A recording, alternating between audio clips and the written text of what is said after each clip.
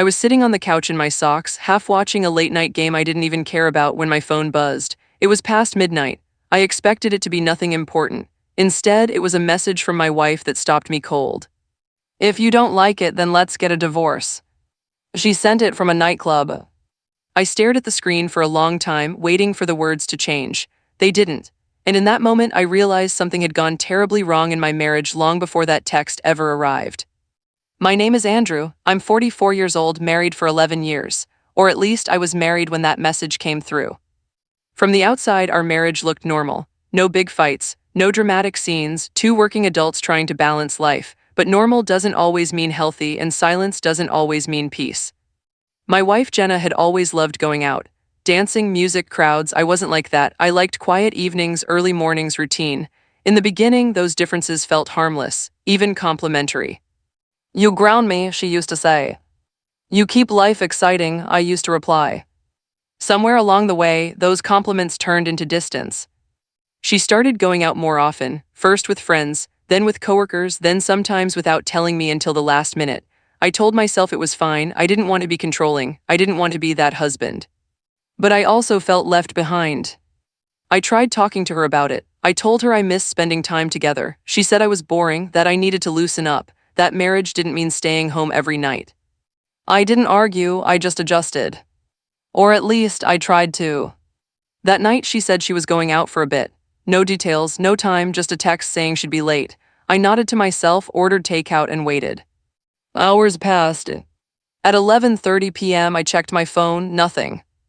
At midnight I saw her location pop up on social media. A nightclub, loud music, lights, smiling faces. I felt something twist in my chest, not jealousy exactly, but displacement, like I no longer belonged in the version of her life she was choosing. I sent a simple text. "Hey, are you okay? What time will you be home?" A few minutes later, my phone buzzed again. "If you don't like it, then let's get a divorce." No explanation, no argument, just that. I didn't reply. I couldn't. I sat there replaying every conversation we'd had over the past year, every time I swallowed my discomfort, every time I chose peace over honesty. That text wasn't anger. It was dismissal. She came home around 3 a.m. I was still awake, sitting in the same spot. She looked surprised to see me. "You're still up?" she asked casually. I held up my phone. "Do you mean this?" She sighed. "I was drunk. Don't make it a big deal." But it was a big deal. Not because of the words, but because of how easily she said them. I asked her why she would say something like that. She shrugged. "Because I'm tired of you judging me." I wasn't judging, I said. I was worried.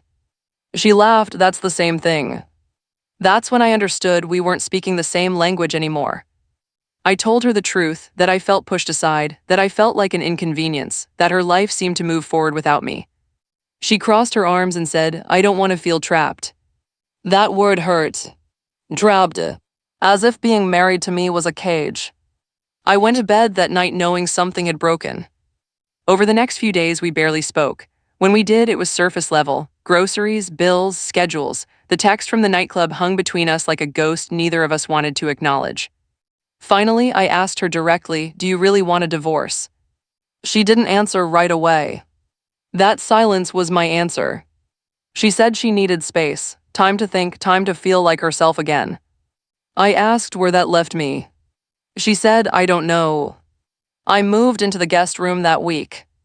Friends told me she was just going through a phase, that I needed to be more flexible, that marriage means compromise. But compromise only works when both people are still choosing each other. I started therapy, not to fix her, but to understand myself. I realized how often I had minimized my needs to keep the peace, how often I told myself it's not worth a fight until there was nothing left to fight for. A month later, she went out again, another nightclub, another late night. This time she didn't even tell me. I didn't text. I didn't wait. I packed a bag and stayed with my brother. When she called the next morning, confused and annoyed, I said calmly, "I think we should talk to lawyers." She was stunned. "You're overreacting," she said. Maybe. But I finally reacted at all. The divorce wasn't loud. No screaming, no cheating scandals, just two people realizing they wanted different lives. That nightclub text became the line I couldn't cross back over. Not because she went out. but because she was willing to threaten our marriage so casually. I learned something important through all of this. When someone tells you they're willing to lose you, believe them. Marriage isn't about control. It isn't about permission, but it is about respect. And respect disappears the moment divorce becomes a punchline or a threat. I don't hate her. I don't even regret the years we had.